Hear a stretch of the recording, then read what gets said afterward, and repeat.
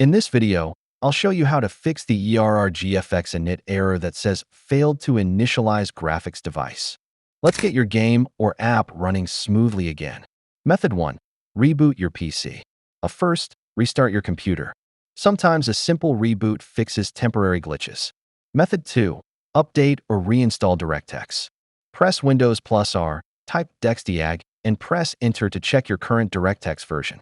Go to the official Microsoft site and download the latest Directx runtime. Install or reinstall Directx, then reboot your PC. Method 3. Update your graphics drivers. Open Device Manager by right-clicking the Start button. Expand Display Adapters. Right-click your graphics card and select Update Driver. Choose Search automatically for updated driver software.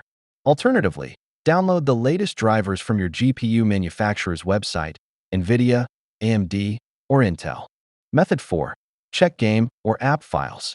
If you're using Steam or another platform, verify the game files. Go to your game library. Right-click the game. Select Properties, Local Files, verify integrity of game files.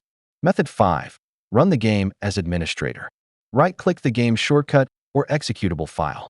Select Run as administrator. Thanks for watching. If this helped, please like and subscribe for more PC troubleshooting tips.